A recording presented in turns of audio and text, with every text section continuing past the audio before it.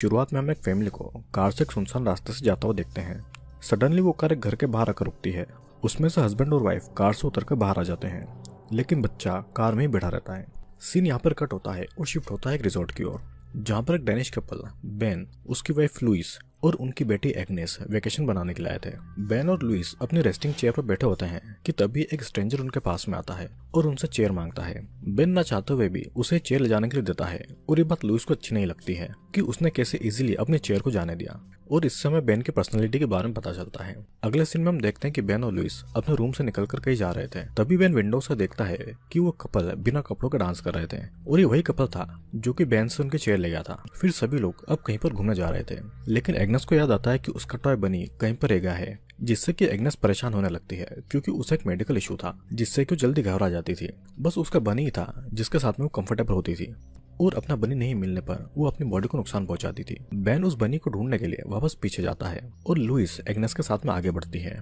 थोड़ी देर में हम देखते हैं कि एग्नेस का बनी उस कपल को मिल गया था जिसे बेन ने रूम में देखा था। वो अपना नाम पैट्रिक और अपनी वाइफ का नाम सियारा बताता है। उनका एक बेटा भी था जिसका नाम एंट था, जो कि बोल नहीं सकता था, और एंट वही बच्चा था जिसे हमने मूवी की शुरुआत में कार में बैठे हुए देखा था। एग्नेस को अपना बनी मिल गया था जिससे बहुत ही खुश हो जाती है, जिसके बाद में दोनों कपल के बीच में दोस्ती हो जाती है। पैट्रिक एग्नेस को अपनी स्कूटी पर एक राउंड घुमाने के लिए ले जाता है, जिससे कि बेन परेशान हो जाता है क्योंकि पैट्रिक बहुत ही रफ ड्राइव कर रहा था। सीन अगेन कट होता है और शाम को दोनों कपल साथ में डिनर करते हैं। बेन पैट्रिक को बताता है कि वो अमेरिका में जॉब करने के लिए गया था, लेकिन अब उसकी जॉब चली गई है और वापस यूरोप आ गया है। यहाँ पर वो अब अपना नया काम शुरू करेगा, और लुइस भी उसके साथ में अपनी जॉब छोड़कर आ गई थी। पैट्रिक बताता है कि वो एक डॉक्टर है, लेकिन वो अब शहर से दूर एक नेचर फ्रेंडली जगह में रहता है और वो एक चैरिटेबल ट्रस्ट के लिए काम करता है। पैट्रिक बेन और लुइस को अपने घर पर कुछ दिनों के लिए इनवाइट भी करता है, जिसके बाद में वो लुइस को मीट ऑफर करता है, लेकिन लुइस उस मीट को नहीं खाती है क्योंकि वो एक वेजिटेरियन थी।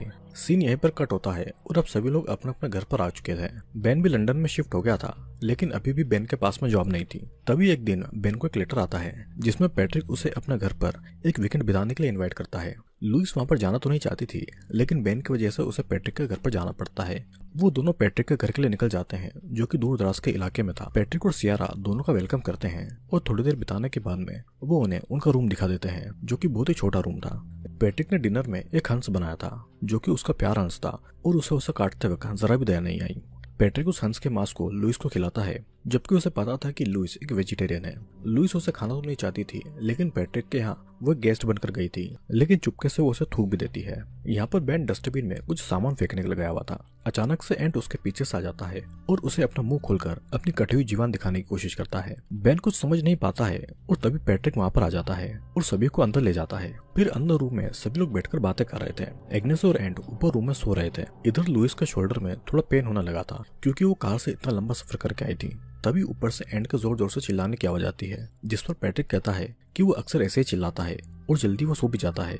सीन कट होता है और आधी रात को एग्नेस लुइस और बेन के रूम में आ जाती है क्योंकि उसे वहां पर नींद नहीं आ रही थी। वो तीनों साथ में एक ही बेड पर सो जाते हैं, जो कि बहुत ही गंदा बेड था। अब नेक्स्ट मॉर्निंग पैट्रिक सभी को ट्रैकिंग करने के लिए ले जाता है, जहाँ पर पैट्रिक एंड से बहुत ही गंदे तरीके से बिहेव करता है। ये बात बेन और लुइस को बहुत ही खराब लगती है कि कोई बाप अपने बेटे से इस तरीके से कैसे पेश आ सकता है। लुइस को अभी भी अपने गर्दन में दर्द फील हो रहा था। तभी पैट्रिक उसे बहुत ही अजीब तरीके से छूता है, जिसे देखकर बेन को अच्छा नहीं लगता है। दोस्तों, मूवी में आगे बढ़ने से पहले मैं आपको याद दिला दूं कि बेन एक डेनिश है, यानी कि वो डेनमार्क में पैदा हुआ और वहीं पर पला बड़ा, जो कि दुनिया का सबसे खुशहाल देश है, जहाँ पर क्राइम रेट बहुत ही कम होता है। वहाँ पर ना ही कभी वॉर होती है। वहाँ की सरकार बहुत ही फ्रेंडली होती है और वहाँ के लोग बहुत अच्छे होते हैं। वहाँ का एटमॉस्फेयर इतना अच्छा होता है कि वहाँ के लोग कभी भी लड़ाई नहीं करते हैं और उन्हें अपनी बात को प्रूव तक करना नहीं आता है। तो खैर, अब यहाँ पर पैट्रिक लुइस को सजेस्ट करता है कि उसे ठंडे पानी में छलांग लगाना चाहिए, जिससे उसे रिलीफ मिलेगा। फिर वो सभी को एक क्लिफ के पास ले जाता है और वो उन्हें वहीं पर कपड़े उतारकर कूदने को कहता है। पैट्रिक और सियारा कपड़े उतारकर वहीं पर अपने अंडरगारमेंट में ही कूद जाते हैं,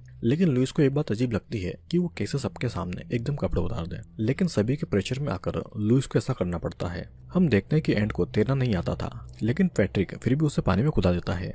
लुइस का इस खराब एक्सपीरियंस के बाद में सभी लोग वापस पैट्रिक के घर पर आते हैं और लुइस को यह जगह बिल्कुल ही पसंद नहीं थी। वो बस यहाँ से कैसे भी निकलना चाहती थी। लेकिन तभी सियारा उन्हें पैट्रिक के फ्रेंड माइक के यहाँ पर डिनर के लिए इनवाइट करती है, जिसका अपना एक रेस्टोरेंट था।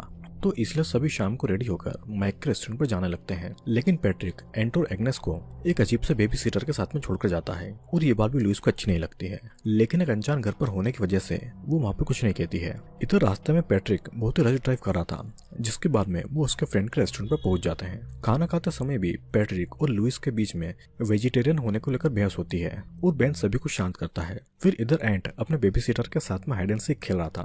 तभी छुपते हुए वो एग्नेस को पैट्रिक की घड़ी के जरिए कुछ बताने की कोशिश करता है, लेकिन एग्नेस को कुछ भी समझ नहीं आता है। इधर रेस्टोरेंट में पैट्रिक अपने पेरेंट की स्टोरी सुनाकर सभी को इमोशनल कर रहा था।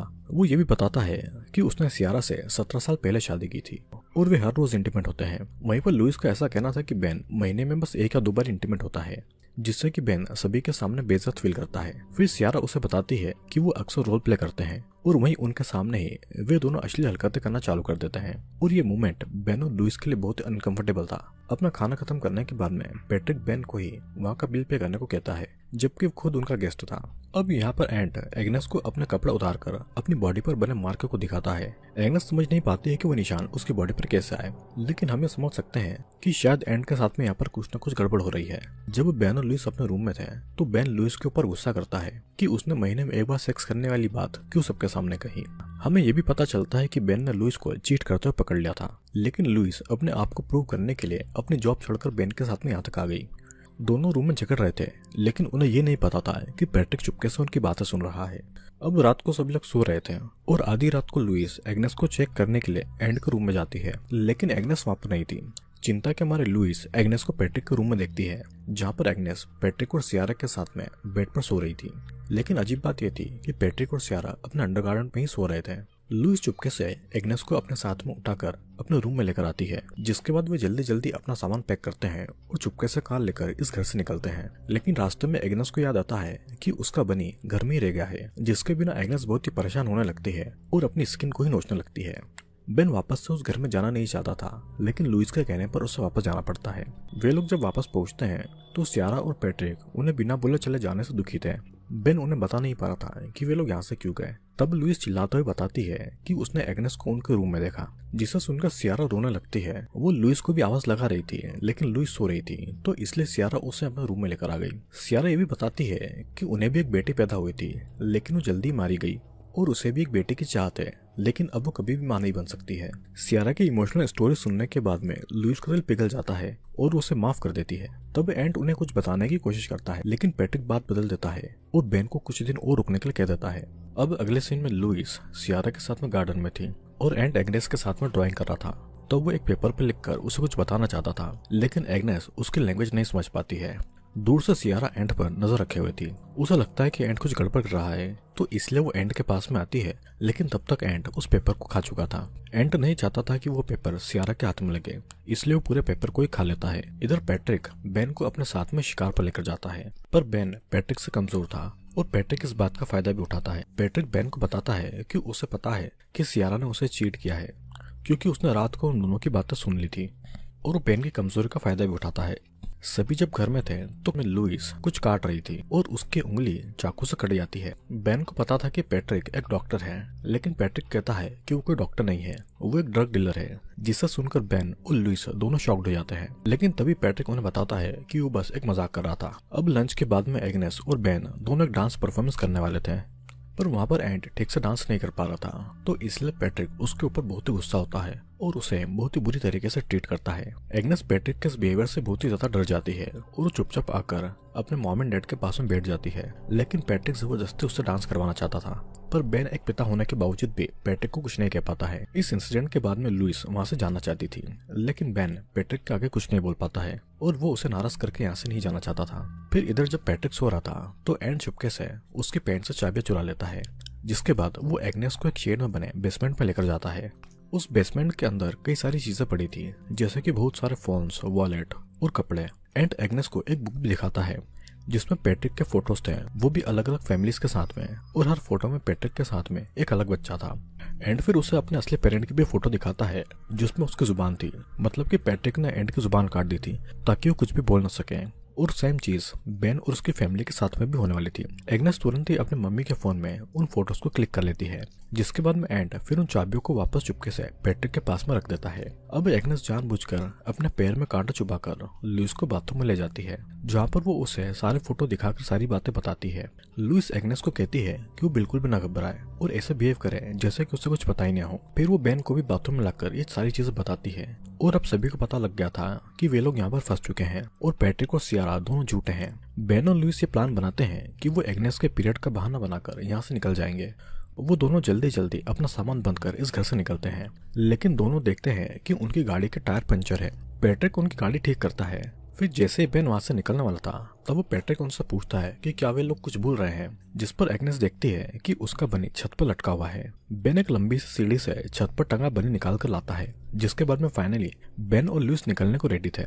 जैसे ही वो गेट को क्रॉस करते हैं तो पैट्रिक एंड को पानी में फेंक देता है। एंड को तैरना बिल्कुल भी नहीं आता था तो इसलिए डूबने लगता है और बेन उसे बचाने के लिए कार से निकलकर पानी में कूदता है। लेकिन जब वो उसे बाहर निकलकर लाता है तो देखता है कि पैट्रिक ने एग्नेस और लुइस को पकड़ लिया है। पैट्रिक उन्हें अंदर लाकर बेन के अकाउंट से सारे पैसे ट्रांसफर करवा लेता है। दरअसल पैट्रिक का मेन काम यही था, वो लोगों को बहला फुसलाकर यहाँ पर लाता था और उनके पैसों को लूटता था। अब पैट्रिक जानवरों को बेहोश करने वाली दवाई से सभी को बेहोश करने वाला था, लेकिन लुइस एक कटर से उसके पैर पर हमला कर देती है और एग्नेस बेहोश करने वाला वो इंजेक्शन अपने पास में छुपाकर वहां से भाग जाती है। एंड तुरंत पैट्रिक से चाबियां चुराकर उन्हें वहीं पर लॉक कर देता है और फिर दोनों बेन की कार लेकर घर से निकलने वाले थे कि तभी पैट्रिक का फ्रेंड माइक वहां पर आ जाता है, जो कि उनके साथ में इस काम में मिला हुआ था। सभी कार से निकलकर बेन के घर में घुस जाते हैं और माइक पैट्रिक को वेयरहाउस से आजाद करा देता है। लुइस इस घर से बाहर निकलने का प्लान बना रही थी, लेकिन बेन इतना ज्यादा डरपोक था कि उसे कुछ समझ नहीं आ रहा था कि वो क्या करे और यहाँ से कैसे निकले। और तब लुइस उसे हिम्मत देती है।